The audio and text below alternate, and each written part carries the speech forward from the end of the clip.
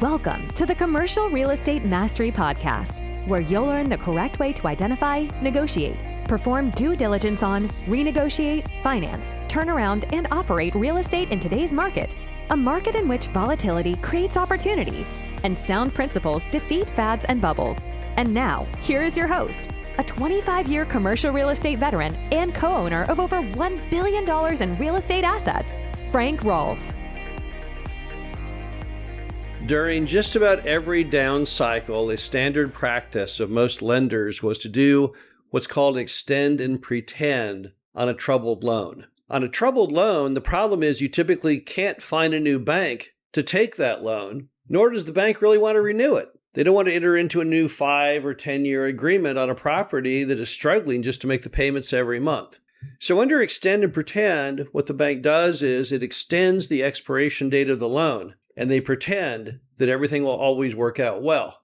The problem is right now that many of these lenders are no longer wanting to take that leap of faith. This is Frank Rolfe with the Commercial Real Estate Mastery Podcast. We're going to talk all about the end of pretend. So why are lenders starting to shy away from the common industry practice of the past of extend and pretend? Well, let's just first understand why they did that kind of thing to begin with.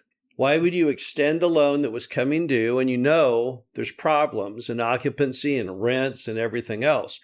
Why would you extend it? Well, the banks would typically extend them because they had this expectation that the market would improve, that the values would go back up, and therefore the borrower would be able to either sell the property or get it refinanced. But in office, retail, and hotel, in those three industries, the hope is pretty much diminished enormously. In fact, for most lenders, the hope is seemingly over because they think, oh, well, you know what? The internet has ruined office. No one goes to the office anymore. They work remotely. No one goes to the store. They buy on Amazon or Walmart.com or any of those online retailers. And people don't use hotels anymore like they did because many people don't understand that most of the hotel's big money, the stuff they use to pay their bills, comes from corporations which hold events at hotels. That's the big money. Renting out the ballroom, renting out getting, 500 dinners simultaneously. And a lot of your business travel has never returned. Some of the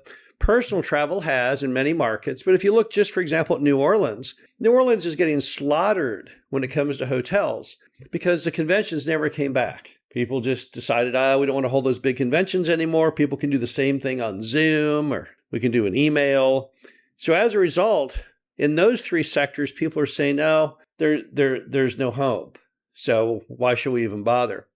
But in multifamily, which currently has a lot of distress, right now 8% of all apartment loans are in distress. The apartment market still, despite its problems, people have hope. And they think that if they just wait longer, the apartments will be okay.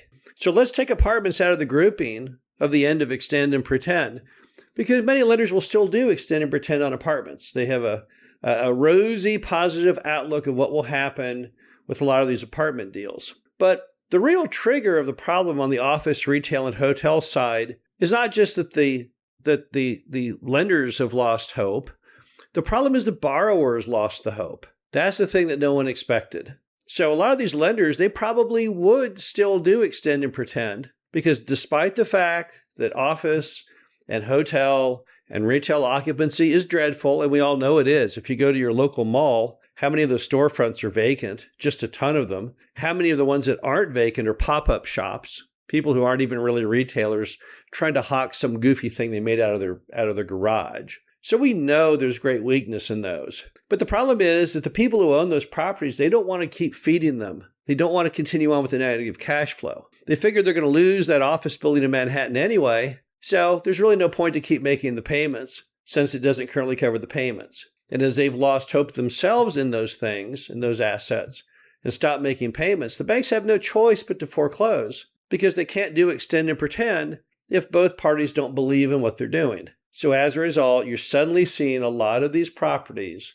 being sold at massive losses. How bad? There have been single office buildings in Manhattan that have sold at losses of $200 million, $300 million.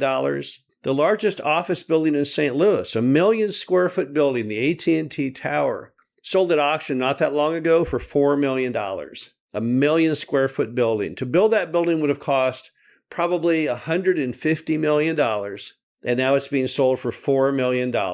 And the bank is probably running off $100 million over it. Those hurt. Those lenders are going to be very, very unhappy now that they can't extend and pretend, and they have to report on their financial statements these massive, crushing losses.